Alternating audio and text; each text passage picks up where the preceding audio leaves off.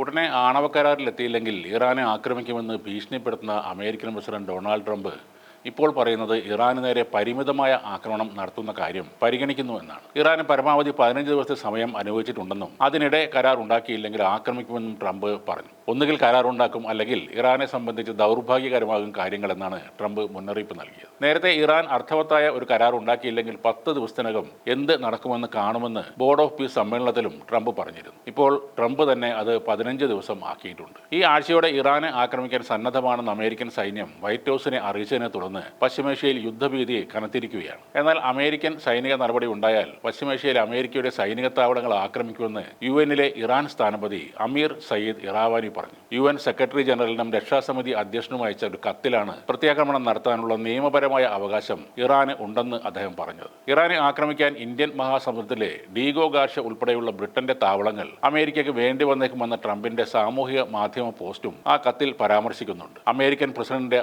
ആക്രമണോത്സുക പ്രസ്താവന വലിയൊരു അപകടത്തിന്റെ സൂചനയാണെന്നും അതിന്റെ പ്രത്യാഘാതങ്ങൾ മേഖലയ്ക്ക് മാത്രമല്ല അന്താരാഷ്ട്ര സമാധാനത്തിനും സുരക്ഷയ്ക്കും ഭീഷണിയാണെന്നും കൂടെ ഇറാവാനി പറഞ്ഞു. സൈന്യത്തെ ഉപയോഗിച്ചുള്ള ഇത്തരം നിയമവിരുദ്ധ ഭീഷണികളെ തടയാൻ രക്ഷാസമിതിയോട് അദ്ദേഹം ആവശ്യപ്പെട്ടു. സമാധാനപരമായ ആണവ സമ്പുഷ്ടീകരണമാണ് ഇറാൻ ഉദ്ദേശിക്കുന്നത് എന്നും നയതന്ത്ര പരിഹാരങ്ങൾക്ക് സന്നദ്ധമാണെന്നും കത്തിൽ പറയുന്നുണ്ട്. ഇതിനിടെ അമേരിക്കയുടെ സഖ്യകക്ഷിയായ ഇസ്രായേലിന് നേരെ ഇറാൻ ആക്രമണം നടത്തിയാൽ ചിന്തിക്കാൻ പോലുമാകാത്ത തിരിച്ചടി അവർ നേരിടുമെന്ന് പ്രധാനമന്ത്രി ബെഞ്ചമിൻ നെതന്യാഹുവും ഭീഷണി മുഴക്കുന്നുണ്ട്. സംഘർഷം രൂക്ഷമാകുന്ന പശ്ചാത്തലത്തിൽ ഇസ്രായേൽ സൈനികർക്ക് ജാഗ്രതാ നിർദ്ദേശം നൽകിക്കഴിഞ്ഞു. ഇറാന്റെ ആണവായുധ നിർമ്മാണം തടയാനുള്ള സമ്മർദ്ദ തന്ത്രത്തിന്റെ ഭാഗമായി 2003 ഇറാഖ് യുദ്ധത്തിന് ശേഷമുള്ള ഏറ്റവും വലിയ സേനാ വിന്യാസമാണ് അമേരിക്ക ഇപ്പോൾ പശ്ചിമേഷ്യയിൽ നടത്തിയിട്ടുള്ളത്. ഏറ്റവും വലിയ വിമാനവാഹിനി കപ്പലായ ജെറാൾഡ് ആർ ഫോർഡ് ഇന്നലെ മെഡിറ്ററേനിയനിൽ എത്തുകയും ചെയ്തു. എബ്രഹാം ലിങ്കൻ എന്ന വിമാനവാഹിനി ഒരു മാസത്തോളമായി ഈ മേഖലയിൽ തന്നെയുണ്ട്. ഇറാന് നേരെ ആക്രമണം നടത്താൻ ട്രംപ് തീരുമാനിക്കുകയാണെങ്കിൽ അതോടൊപ്പം ഇറാനിലെ ഉന്നത നേതാക്കളെ ഇല്ലാതാക്കാനുള്ള പദ്ധതികളും ഉണ്ടാകുമെന്നാണ് പറയുന്നത്. മാസങ്ങൾക്ക് മുമ്പ് ഇറാനിയൻ ആണവ കേന്ദ്രങ്ങളെ ലക്ഷ്യമിട്ടുള്ള